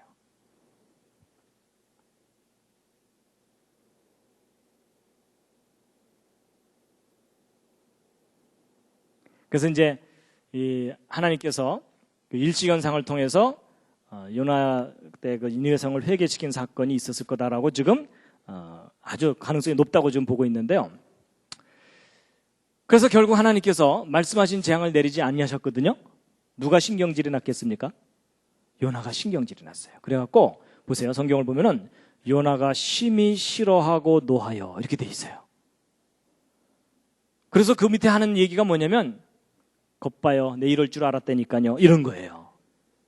내가 그래도 A급 선지자인데 내가 여기까지 안 왔어도 하나님께서 여기 망하지 않게 하실 거라는 걸 내가 뻔히 알았기 때문에 내가 여기 오나 안 오나 안 망하게 하실 걸 내가 뻔히 알았으니까 차라리 도망간 겁니다. 이런 얘기를 하는 거예요.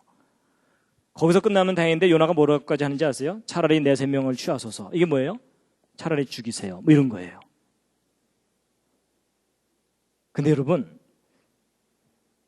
하나님께서요 너 왜 성내냐 이러면서 요나를 달래시거든요. 제가 저 부분을 보면서 선지자도 급이 있구나. 여러분 보통 선지자가 하나님께 저 정도 대들었으면 그 선지자 어떻게 되죠? 번개가 번쩍하면서 숯덩어리가 돼요. 그렇죠? 근데 하나님께서 막 요나를 달래시는 거예요. 그래서 이 요나와 하나님과의 그 끈끈한 관계, 선지자가 되려면 저 정도는 돼야 되는구나 느꼈는데, 근데 이제 그 다음에 또 코미디가 또 있습니다. 요나가 성에서 나갔어요. 그가 이제 가기 싫은 데 갔으니까 나가는 거 맞죠? 그 다음에 성 동편에 앉았어요. 그것도 뭐 잠깐 쉴 수 있죠?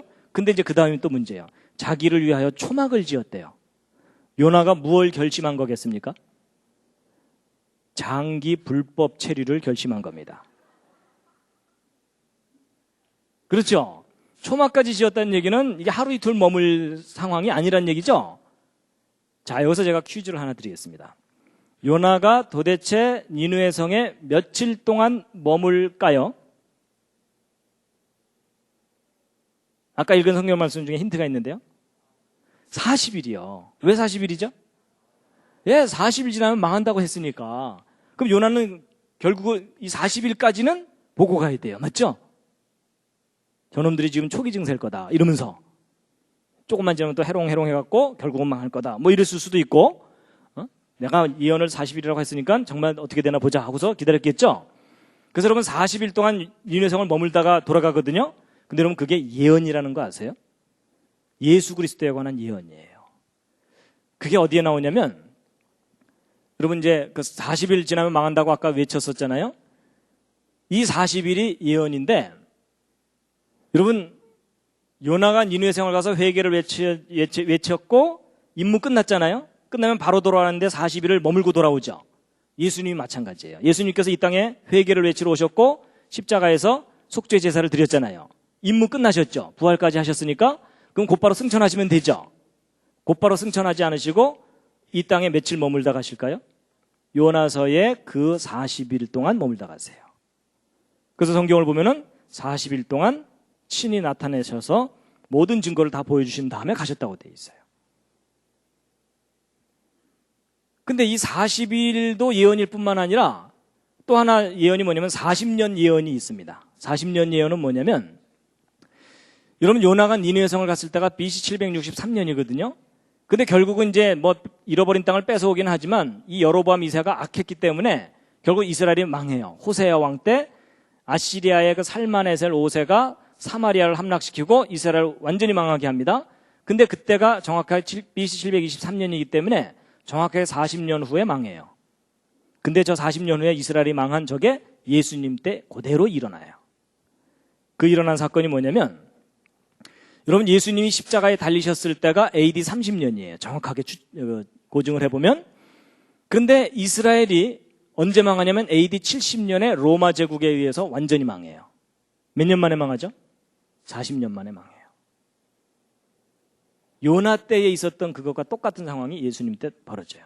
그래서 여러분 예수님께서 예루살렘이 망할 것에 대해서 예언하신 거 아시죠? 성경에 보면 예루살렘아 예루살렘아 하시면서 예언을 하시거든요. 네가 망하는 것을 알았다면 벌써 회개했을 텐데 여전히 회개하지 않는구나. 반드시 망할 거다. 아주 심하게 망할 거다. 이런 얘기 하신다고요. 그렇죠?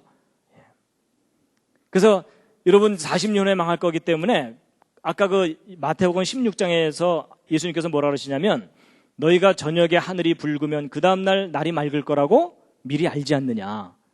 천기는 분별할 줄 알면서 이 시대의 표적은 분별하지 못하느냐 이랬는데 너희들이 역사를 한번 잘 봐라. 분명히 예언한 대로 다 이루어질 거다라고 말씀하시는 거예요. 그럼 여러분 이때 예수님 십자가 사건 이후에 정확하게 40년 후에 이스라엘이 망하게 하려면 로마 제국 군대가 예루살렘까지 출동해야 돼요. 맞죠? 여러분 역사상 가장 강력했던 제국의 군대를 정확한 타이밍에 예루살렘에 오게 해서 망하게 하려면 로마 제국을 다스릴 수 있는 능력이 있어야 돼요. 맞죠? 그러니까 아까 하나님이 그 말씀하시는 거예요. 너희가 한번 예언해봐라. 예언한 걸 역사 속에서 이루어봐라. 너희가 그걸 이룰 수 있다면 내가 너희를 신이라고 인정하마. 근데 너희는 그걸 못하지만 나는 그 일을 한다라고 말씀하시는 거예요. 그 대신 역사 공부 좀 해줄래? 이런 얘기입니다. 이해가 다 되시나요? 그래서 여러분 우리가 역사를 정확하게 모르면 하나님이 무슨 일을 하셨는지를 깨닫지를 못합니다. 그래서 여러분 이스라엘 망할 때 이게 그 로마의 그 티투스, 뭐 타이터스 또는 티투스 이렇게 얘기하는데 티투스 장군이 예루살렘을 망하게 하거든요. 그래서 티투스 장군의 개선문입니다. 로마에 있는. 그래서 이 개선문에 가보시면요. 이 이스라엘의 그 황금 등대에 옮겨가고 약탈해가는 장면이 다 이렇게 돼 있고 그래서 이때 이스라엘의 그 포로들을 잡아다가 로마로 데리고 가거든요. 그래서 그 포로들의 노동력을 이용해서 지은 그 유명한 건물이 콜로세움입니다. 이 콜로세움이 예루살렘을 함락시키고 나서 이스라엘 포로를 잡아다가 그 노동력으로 세운 건물입니다.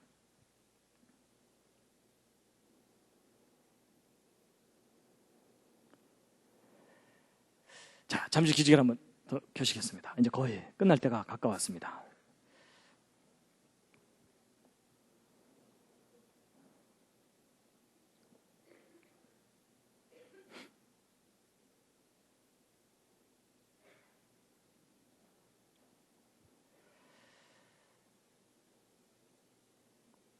자, 이 뒷부분 이야기가 더 있긴 한데요. 이건 이제 이 부분은 좀 넘어가도록 하죠. 이제 마지막으로 그 요나의 기도에 대해서 이제 말씀을 드릴 텐데요. 오늘 제가 말씀드린 이 내용은 아직 기독교계에 그리 널리 퍼져 있는 내용이 아닙니다. 신학계에서도 아직 이런 내용에 대해서 널리 알려져 있지 않아요. 그래서 오늘 내용을 여러분이 믿으셔도 되고 안 믿으셔도 괜찮습니다. 안 믿으셔도 괜찮아요. 그 대신 여러분 이런 거예요. 제가 아까 그 과학적인 방법론을 말씀드린 이유가 뭐냐면 여러분 과학적인 방법론의 중간에 공식이 틀리면 결과가 틀리게 돼 있어요. 맞죠? 그래서 여러분 만약에 아까 그 방법이 중간에 뭔가 잘못되면 이 결론이 틀리는 거기 때문에 제가 말씀드린 이런 모든 결론들이 틀릴 수도 있어요. 그런데 이 공식이 제대로만 맞으면 정확한 결론을 우리가 얻을 수 있거든요. 그래서 그동안은 우리가 성경을 막연하게 믿다가 이제는 과학적으로 검증을 해서 역사적인 사실이라는 것을 아주 선명하게 이제 드러내는 작업을 학자들이 지금 하고 있다라는 것을 좀 뭐 그 정도만 이해하셔도 괜찮다는 겁니다. 이해가 되시죠? 예. 자, 이제 마지막으로 이제 요나서의 그 요나의 기도에 관한 건데요. 요나가 이제 간절히 물고기 뱃속에서 기도하거든요. 이제 보통 사람들은 이제 그 부분을 읽으면은 야, 요나가 이제 뭐 꽤나 다급했구나. 엄청나게 기도하는군. 이런 생각만 보통 하게 됩니다. 근데 일부 학자들이 저 속에서 무엇을 발견했냐면 요나가 기도한 요 내용의 이 순서들이 예수님이 고난당하신 사건들을 비유적으로 표현을 하고 있다는 거예요. 그래서 여러분 예수님의 고난은 최후의 만찬 끝난 후부터 시작되잖아요. 그렇죠? 그래서 이제 겟세마네 동산에 가셔서 간절히 기도하시죠. 그래서 보시면은 이제 그 고난의 시작인데 처음에 간절히 부르짖어 기도하는 내용이 나와요. 겟세마네 동산에서. 그러다가 체포가 되시죠. 근데 체포가 된 것을 깊음 속 바닷 가운데 던져졌다라는 표현으로 표현을 했다는 거예요. 여러분 혹시 물에 빠져보신 경험 있으십니까? 저는 산정호수에 가서 빠져 죽을 뻔한 적이 있습니다. 초등학교 때. 빠지고 났더니요. 정말 막막하더라고요. 근데 물에 빠지면 정말 그렇게 돼요. 사람 체포된 거하고 비슷한 심정입니다. 처음에는 이제 대제사장 집들에 체포돼서 갔다가 여기서 해결이 안 돼요. 왜냐하면 아까 말씀드린 대로 이스라엘 사람들에게는 사형권이 없거든요. 그래서 결국 빌라도에게 끌려가서 빌라도로부터 재판을 받고 사형을 선고를 받게 되죠. 근데 여기 이제 4절을 보면 내가 주의 목전에서 쫓겨났다 이렇게 돼 있는데 여러분 이스라엘은 종교 공동체입니다. 그래서 이스라엘 민족에게서 쫓겨났다는 얘기는 곧 누구에게 쫓겨났다는 것과 똑같아요? 하나님께로부터 쫓겨났다는 것과 똑같은 의미입니다. 그래서 주의 목전에서 쫓겨난 것이 바로 이스라엘에게서 쫓겨나서 이제 로마의 그 총독에게 이제 재판을 받는 거다라고 표현했다고 보고 있고요. 그 다음에 이제 물이 나를 둘렀고 기품이 나를 내었고 바다풀이 내 머리를 썼다는 것은 예수님께서 조롱당하시고 고난당하시는 홍포와 가시면류관을 표현한 것이다라고 보고 있고요. 그 다음에 내가 산의 뿌리까지 내려갔다. 이것은 이제 무덤 속에 들어가신 예수를 상징적으로 표현한 것이다. 그리고 주께서 내 생명을 구덩이에서 건지셨다는 것은 부활하신 것에 대한 표현이고요. 그러니까 예수님의 고난받으시고 부활하신 내용이 순서대로 이렇게 비유적으로 표현되어 있다는 겁니다. 그리고 이제 내 기도가 주께 이르렀다는 얘기는 기도의 응답을 받으신 것이고요. 저건 뭐냐면요. 여러분 사실 예수님은 정해진 상황에서 십자가 사건을 치르고 올라가시면 되거든요. 근데 겟세마네 동산에서 너무 간절히 기도하시죠. 사실은 기도 안 하셔도 될 법한 상황이에요. 이제 시간이 됐으니까 십자가 달렸다가 죽었다가 다시 부활하면 되는구나 이러면 되는 건데 간절히 기도하시거든요. 하여튼 그 부분은 너무 좀 자세한 내용이니까 넘어가겠습니다. 그 다음에 이제 8절에 보면은 무릇 거짓되고 헛된 것을 숭상하는 자는 자기에게 베푸신 은혜를 버렸사오나 이것은 이제 깊이 생각하다가 이것은 구원을 거절한 유대인들에 대한 표현이 아니겠느냐라고 이제 보고 있는데 자 9절이 이제 제일 중요합니다. 함께 읽으시겠습니다. 시작. 나는 감사하는 목소리로 주께 제사를 드리며 나의 서원을 주께 갚겠나이다. 구원은 여호와께로서 말미암나이다 하니라. 자, 이 마지막 부분이 정말 중요한데요. 제사 드릴 겁니다. 맹세합니다. 그리고 구원은 여호와께로서 말미암나이다 이렇게 됐는데 이게 뭐냐면 요 윗부분은 제사를 맹세하는 거예요. 그렇죠? 그리고 이제 여기 구원은 여호와께로서 말미암나이다라는 저 문장을 한 단어로 줄이면 그게 뭘까요? 짐작하시겠어요? 저 문장을 한 단어로 줄이면 그게 뭐냐면요. 그게 바로 예수입니다. 여러분 예수라는 이름의 뜻이 뭐냐면 오직 구원은 창조자 하나님으로부터 온다라는 뜻이에요. 그래서 여러분 예수를 믿는다는 말은 구원은 창조자 하나님으로부터 온다는 것을 믿는 거예요. 그래서 이 문장을 줄이면 예수잖아요. 그럼 이게 뭐냐면 이게 서명이에요. 자, 그래서 여러분 이 요나의 기도에서 무엇을 발견한 거냐면 내가 이러이러한 고난들을 당할 거다. 근데 이건 이제 스토리고 맨 마지막에 뭐냐면 맹세를 하시는 거예요. 내가 제사 지낼 거다. 맹세한다. 예수. 이렇게 돼 있어요. 그럼 여러분 저 요나의 기도의 구조가 뭐냐면 맹세문이에요. 맹세문. 내가 이러한 고난을 당할 텐데 반드시 제사 드릴 거다. 맹세한다. 예수. 이렇게 돼 있죠? 자, 그럼 저게 이제 무슨 뜻이냐면요. 이제 이걸 어느 정도 이해하셨으면 여러분 아까 그 마태복음 12장에 서기관과 바리새인들이 와가지고 법적으로 따지잖아요. 네가 메시아라는 증거가 뭐냐 내놔라 이랬죠. 그때 예수님께서 뭐가 증거라고 말씀하셨어요? 요나의 표적밖에는 보여줄 표적이 없다 그랬거든요. 그럼 요나의 표적 속에 내가 메시아라는 결정적인 증거가 들어있다 그 얘기죠. 자, 그럼 보세요. 아까 읽은 말씀 중에 이사야서 41장을 보면은 나 여호와가 말한다. 너희 우상들 다 나와봐라. 그 대신 확실한 증거를 갖고 얘기하자 이러시죠.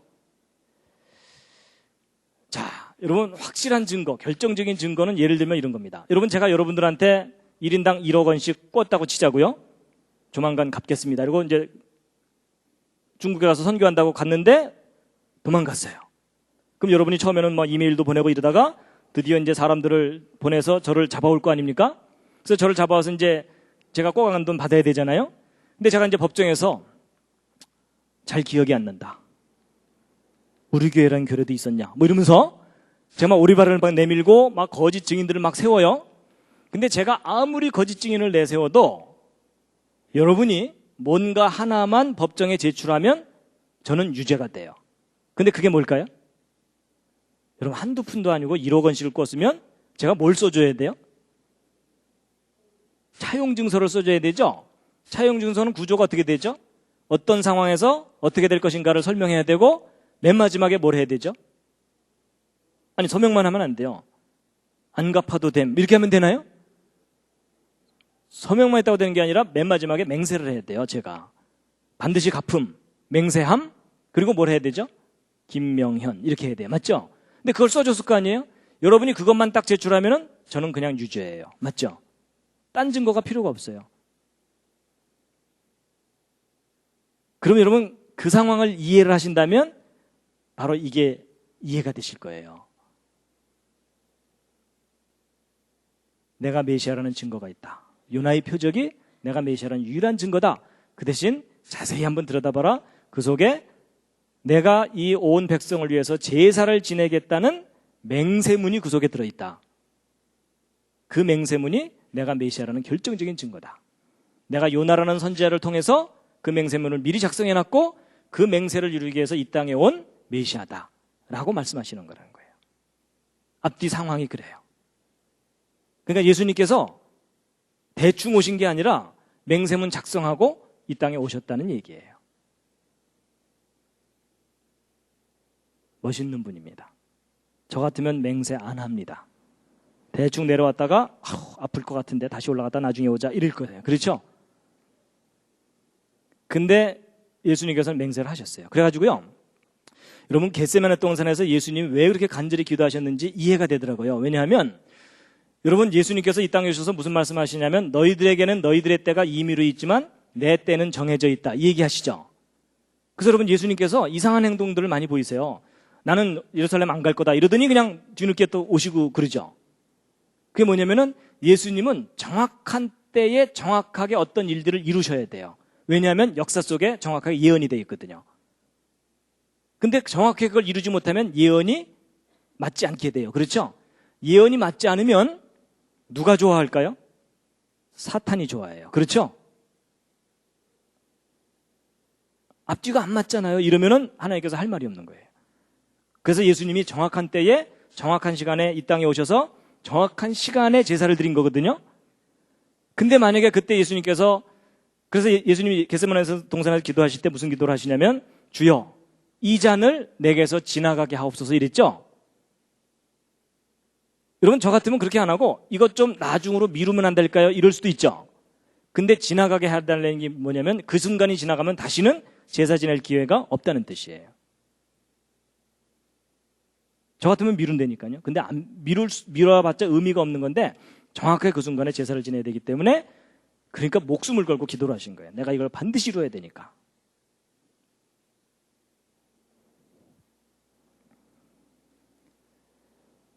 그래서 이제 오늘 쭉 말씀드린 이제 결론이 뭐냐면 우리 여호와 하나님께서 참신이시라는 객관적인 증거가 뭐냐면 뭐라고요?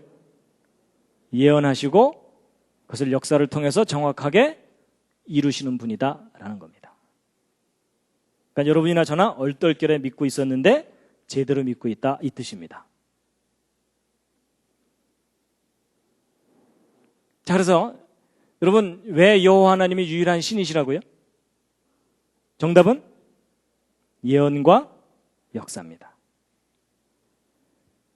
그리고 왜 나사렛 예수가 유일한 메시아이시죠? 거기에 대한 정답은 요점이 뭐냐면 요나의 표적이에요. 근데 요나의 표적이 어떻게 됐다는 얘기냐? 그 중에 제일 중요한 핵심이 뭐라고요? 요나의 기도. 그 기도 속에 뭐가 들어있다고요? 예수 그리스도의 제사에 대한 맹세문이 기록되어 있고 그 맹세를 이루기 위해서 오신 분이 2000년 전에 나사렛 예수이셨다라는 겁니다. 그래서 정확하게 예언된 시간에 정확하게 그 예언을 이루신 분이라는 거예요. 그래서 요나 때의 그 정치적인 상황에 의해서 요나가 니느웨성을 간 다음에 40년 후에 망하잖아요. 그렇죠? 그런 것처럼 이스라엘이 망하기 40년 전에 오셨던 분이 예수 그리스도시라는 겁니다.